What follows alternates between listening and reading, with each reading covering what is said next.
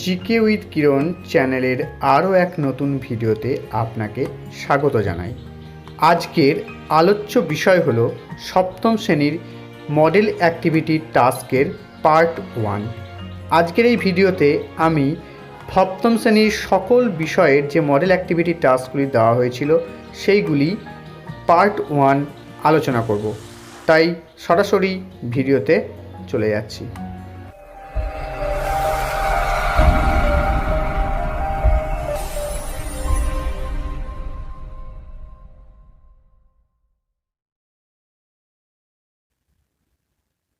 শুরু করছি সপ্তম শ্রেণীর মডেল অ্যাক্টিভিটি টাস্ক বাংলা।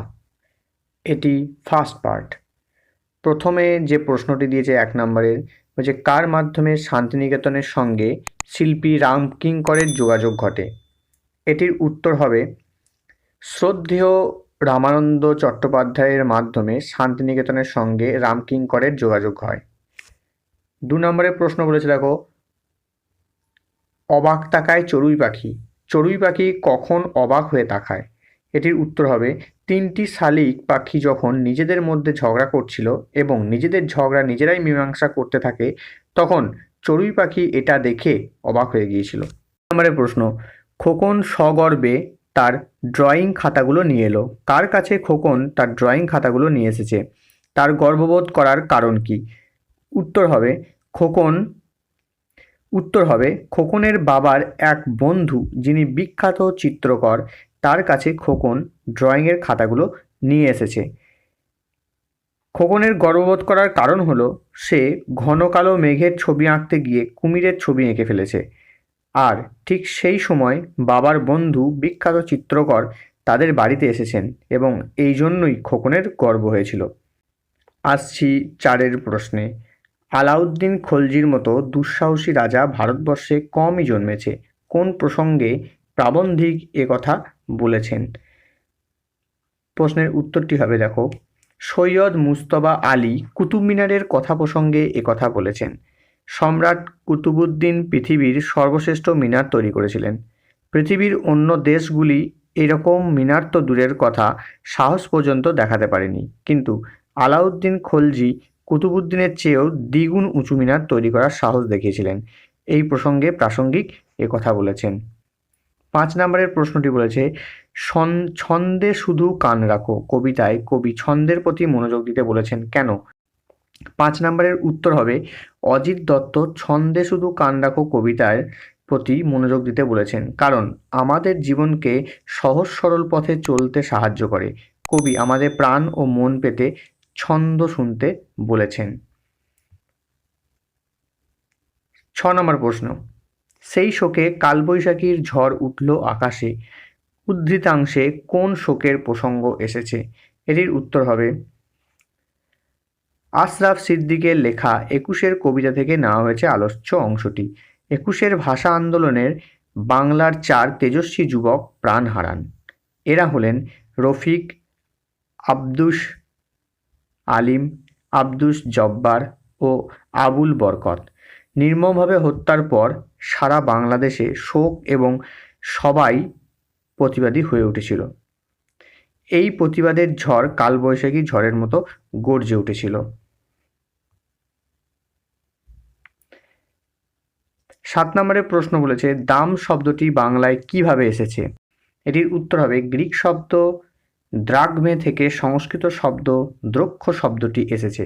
দক্ষ শব্দটি আবার পরিবর্তিত হয়ে দম্ম কথাটি এসেছে, আর এই দম্ম শব্দের প্রকৃত রূপ দাম শব্দটি এসেছে, যার অর্থ হলো মূল্য। তারপরের প্রশ্ন, একটি মিশ্র শব্দের উদাহরণ দাও। যেমন বাংলা প্লাস ফর্সি, হাট প্লাস বাজার, হাট বাজার।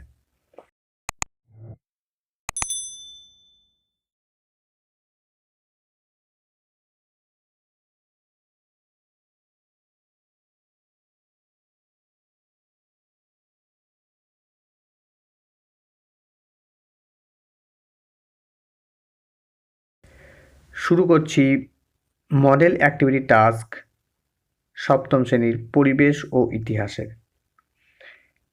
দেখো, প্রথম প্রশ্নটি বলেছে সেন যুগে বৌদ্ধ ধর্মের প্রচার ও প্রসার কমে গিয়েছিল।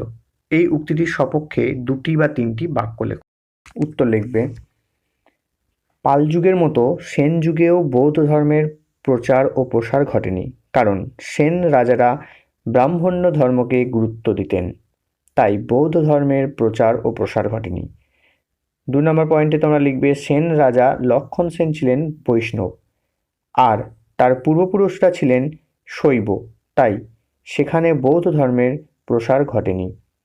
3 নম্বর পয়েন্টে তোমরা লিখবে, সেন যুগে বৌদ্ধ ধর্মের অস্তিত্ব থাকলেও বৌদ্ধরা আগেকার যুগের মতো সুযোগ সুবিধা পেত না।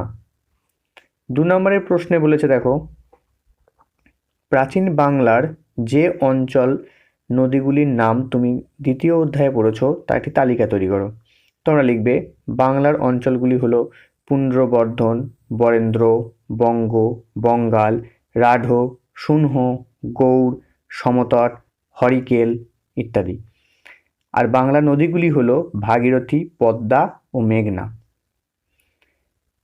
3 নম্বর বলেছে দেখো, ভারতের সামন্ততন্ত্রকে একটি ছবি এঁকে বর্ণনা করো। সামন্ততন্ত্রকে ব্যাখ্যা করতে ত্রিভুজ বা পিরামিডের আকৃতি কেন জরুরি? 2টি অথবা 3টি বাক্যে লেখো। এটির উত্তর দেখো, ভারতবর্ষের সামন্ততান্ত্রিক ব্যবস্থার একেবারে উপরিভাগে থাকতেন একজন রাজা, তারপর থাকতেন রাজার অনুগ্রহভাজন কয়েকজন মহাসামন্ত। এই মহাসামন্তরা আবার তাদের জমি কয়েকজন সামন্তদের মধ্যে ভাগ করে দিতেন।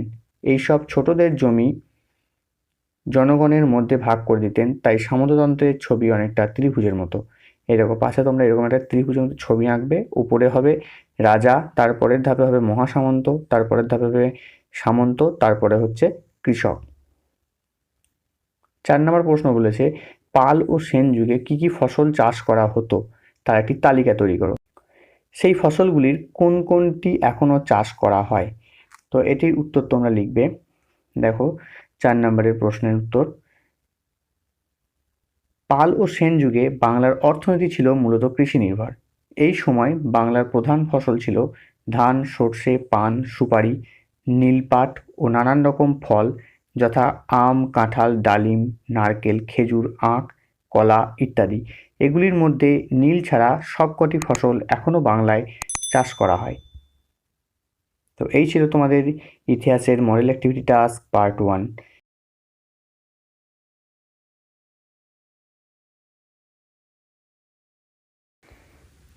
শুরু করছি 7ম শ্রেণীর পরিবেশ ও ভূগোলের মডেল অ্যাক্টিভিটি টাস্ক। এটি পার্ট 1। তো বলেছে দেখো, চিত্রের সাহায্যে ঋতু পরিবর্তন কীভাবে সংঘটিত হয় তা সংক্ষেপে ব্যাখ্যা করো। দেখো, চিত্রের সাহায্যে ঋতু পরিবর্তন কীভাবে সংঘটিত হয় তা সংক্ষেপে ব্যাখ্যা করো। এটির উত্তর তোমরা লিখবে, পৃথিবী সূর্যের চারিপাশে 1 বছর ঘুরে আসছে, একে পৃথিবীর বার্ষিক গতি বলা হয়। মূলত এই বার্ষিক গতি ঋতু পরিবর্তনের জন্য দায়ী। সূর্যের চারপাশে একবার ঘুরে আসতে পৃথিবীর সময় লাগে 365 দিন 6 ঘন্টা। এক্ষেত্রে পৃথিবী যে পথে সূর্যকে প্রদক্ষিণ করে তা বৃত্তাকার নয়, উপবৃত্তাকার। এর ফলে সূর্য থেকে পৃথিবীর দূরত্ব কখনো কমে আবার কখনো একটু বৃদ্ধি পায়। পৃথিবীতে যে ঋতুর পরিবর্তন ঘটে তা অবশ্য এই পার্থক্যের জন্যই নয়। পৃথিবী সূর্যের চারপাশে ঘুরছে এক পাশে একটু হেলে, যার ফলে পৃথিবীর মেরুরেখাটি কক্ষের সঙ্গে 66 ডিগ্রি কোণ করে থাকে। তো এইখানে দেখো একটি ছবির মাধ্যমে আমি দেখিয়েছি ঋতু পরিবর্তনের ব্যাপারটা। যেমন দেখো, উত্তর গোলার্ধে শরৎকাল কখন হচ্ছে? 23শে সেপ্টেম্বর। 22শে ডিসেম্বর হচ্ছে শীতকাল উত্তর গোলার্ধে। 21শে মার্চ উত্তর গোলার্ধে হচ্ছে গ্রীষ্মকাল এবং 21শে জুন উত্তর গোলার্ধে হচ্ছে গ্রীষ্মকাল। তো এই ছবিটি তোমরা আঁকবে, আঁকার পরে এই বর্ণনাগুলি দেবে। সূর্যকে প্রদক্ষিণের সময় পৃথিবীর অক্ষের হেলানো অবস্থায় ঋতু পরিবর্তনের জন্য দায়ী। পৃথিবীর উত্তর গোলার্ধ যখন সূর্যের দিকে ঝুঁকে থাকে তখন সূর্যরশ্মি অপেক্ষাকৃত খাড়াভাবে এসে পড়ে এই গোলার্ধে। সূর্য থেকে ওই গোলার্ধে প্রতি একক এলাকায় বেশি পরিমাণ বিকিরণ রশ্মি এসে পড়ে। এছাড়া পৃথিবী যখন আপন কক্ষের উপরে ঘুরতে থাকে তখন ওই গোলার্ধের এলাকা বেশিক্ষণ ধরে সূর্যের দিকে মুখ করে থাকে। অর্থাৎ সেই সময় উত্তর গোলার্ধে দিন বড় হয় এবং রাত ছোট হয়। এই সময়টা উত্তর গোলার্ধের জন্য গ্রীষ্মকাল। বেশিক্ষণ ধরে সূর্যরশ্মি পায় বলে এই গোলার্ধের তাপমাত্রা তখন বৃদ্ধি পায়, কিন্তু ওই সময় দক্ষিণ গোলার্ধে উল্টো ব্যাপারটি ঘটে বলে সেখানে শীতকাল হয়। সুতরাং দেখা যাচ্ছে যে পৃথিবীর বার্ষিক গতির ফলেই ঋতু পরিবর্তন হয়। এরপর আসছি 2 নম্বর প্রশ্নে। বলেছে দেখো, কোনো স্থানের অক্ষাংশ কিভাবে নির্ণয় করা যায় তার চিত্রের সাহায্যে দেখাও। তোমরা এই চিত্রটি এঁকে নেবে। দেখো এখানে পি স্থানের যে স্থানটি আছে সেটার অক্ষাংশ আমরা মাপছি। তো এই ছবিটি তোমরা আঁকার পরে এই বর্ণনাটি দেবে। দেখো কীরকম বর্ণনা দিয়েছি পৃথিবীর কোনো স্থানের অক্ষাংশ কত তা বের করতে হলে সেই স্থান ছবিতে পি বিন্দু থেকে পৃথিবীর কেন্দ্র ও বিন্দু পর্যন্ত একটি ব্যাসার্ধ টানতে হবে। আবার স্থানটি যে দ্রাঘিমায় রয়েছে সেই দ্রাঘিমা রেখা নিরক্ষরেখার ছেদবিন্দু থেকে অর্থাৎ কিউ থেকে পৃথিবীর কেন্দ্র পর্যন্ত আরেকটি ব্যাসার্ধ কিউ ও টানতে হবে। এই পি ও কিউ ও ব্যাসার্ধ পৃথিবীর কেন্দ্র বা পৃথিবীর কেন্দ্রে যে কোণ উৎপন্ন করবে সেটি হবে কোণ পি ও কিউ। সেই কোণের মান হবে নিরক্ষীয় তল থেকে ওই স্থানের কৌণিক দূরত্ব বা অক্ষাংশ। ছবিতে এই কৌণিক দূরত্ব হলো 50 ডিগ্রি। যেহেতু স্থানটি নিরক্ষরেখার উত্তরে অবস্থিত তাই অক্ষাংশটি হবে 50 ডিগ্রি উত্তর। এই পদ্ধতিতে ভূপৃষ্ঠের উপর যে কোনো স্থানের অক্ষাংশ নির্ণয় করা যায়।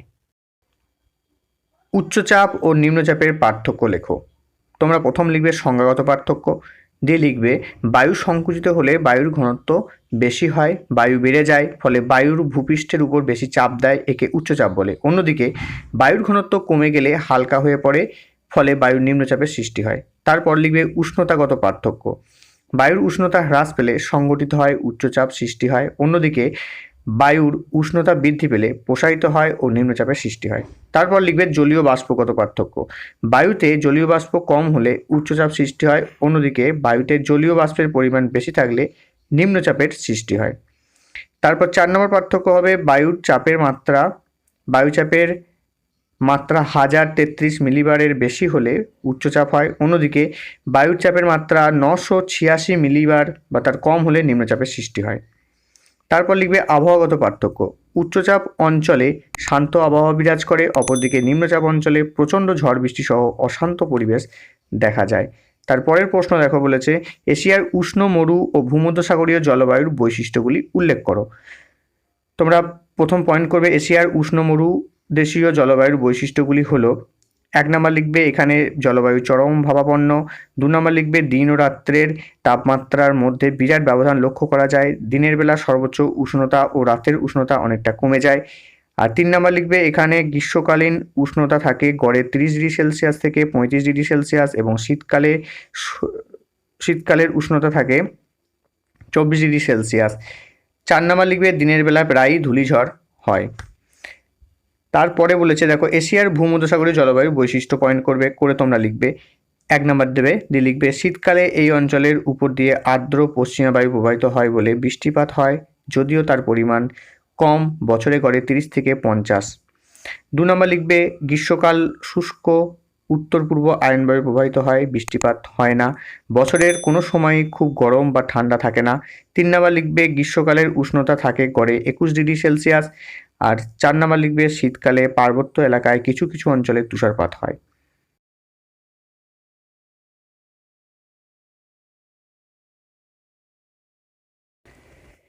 শুরু করছি সপ্তম শ্রেণীর পরিবেশ ও বিজ্ঞান বিষয়ের উপর model activity task part 1।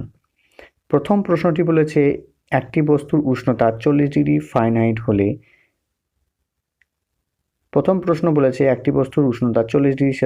Fahrenheit স্কেলে তার মান হবে নির্ণয় করি। তো এটি আমি একটি আলাদা খাতার মধ্যে করে দিয়েছি, সেটি তোমরা দেখে নাও।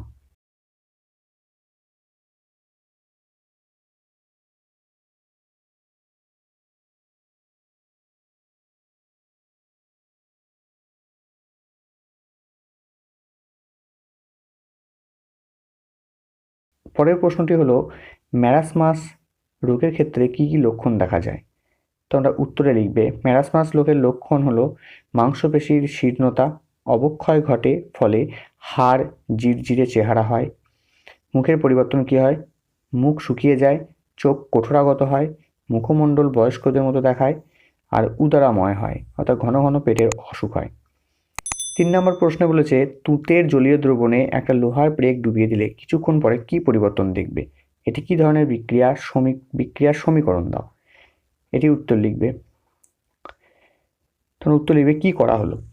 প্রথম পয়েন্ট করবে কি করা হলো, তারপর লিখবে একটি পাত্রে জলীয় দ্রবণ নিয়ে তাতে লোহার, অর্থাৎ একটি পাত্রে তুঁতের জলীয় দ্রবণ, এখানে তুঁতেটি লেখা নেই তাই তোমরা লিখে নেবে তুঁতের জলীয় দ্রবণ নিয়ে লোহার প্রেক ডুবিয়ে রাখা হলো। কি দেখলাম, লোহার প্রেকের গায়ে লাল রঙের আস্তরণ পড়েছে। কারণটা কি হবে? কারণ হবে দেখো, এখানে তুঁতে বা কপার সালফেটের সঙ্গে লোহার প্রতিস্থাপন বিক্রিয়া হয়। লোহা কপার সালফেট থেকে কপার অধক্ষিপ্ত করে এবং ফেরাস সালফেট উৎপন্ন করে। অধক্ষিপ্ত কপার, এটি আবার হবে না, কপার লিখবে, কপার লোহার প্রেকের গায়ে লাল আস্তরণ ফেলে দেয়। তো এটা একটি প্রতিস্থাপন বিক্রিয়া এবং প্রতিস্থাপন বিক্রিয়াটির সমীকরণটি নিচে দেওয়া হলো। দেখো তোমরা সমীকরণটা ঠিক এইভাবে লিখবে, Fe + CuSO4 = FeSO4 + Cu। 4 নম্বর প্রশ্নে বলেছে দেখো তোমার দেহ থেকে কোন কোন উপায়ে জল বেরিয়ে যায় ব্যাখ্যা করো। তো তোমরা এই প্রশ্নটির উত্তর ঠিক এইভাবে লিখবে। দেখো দেহ থেকে, এটা সেই হবে না, দেহ থেকে জল নির্গমনের পরিমাণ। 4 নম্বরের উত্তরটি লিখবে দেহ থেকে জল নির্গমনের পরিমাণ, এখানে সেই কথাটি দেহ করে নেবে, দেহ থেকে জল নির্গমনের পরিমাণ। 1 নম্বর লিখবে ঘামের মাধ্যমে 2 লিটার, মূত্রের মাধ্যমে 1.52 থেকে 2 লিটার, মলের মাধ্যমে 200 মিলিলিটার, শ্বাসবায়ুর মাধ্যমে 400 মিলিলিটার, অশ্রুর মাধ্যমে 50 মিলিলিটার। তো এই ছিল তোমাদের বিজ্ঞানের মডেল অ্যাক্টিভিটি টাস্ক পার্ট 1।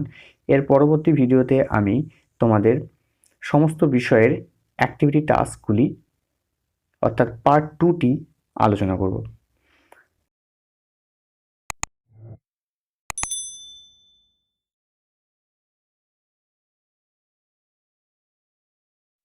পুরো ভিডিওটি দেখার জন্য ধন্যবাদ। ভিডিওটি ভালো লাগলে অবশ্যই একটি লাইক দিয়ে বন্ধুদের সাথে শেয়ার করুন।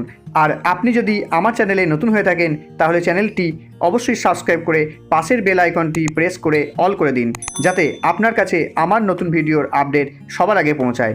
তাই আজকেকার মতো গুড বাই।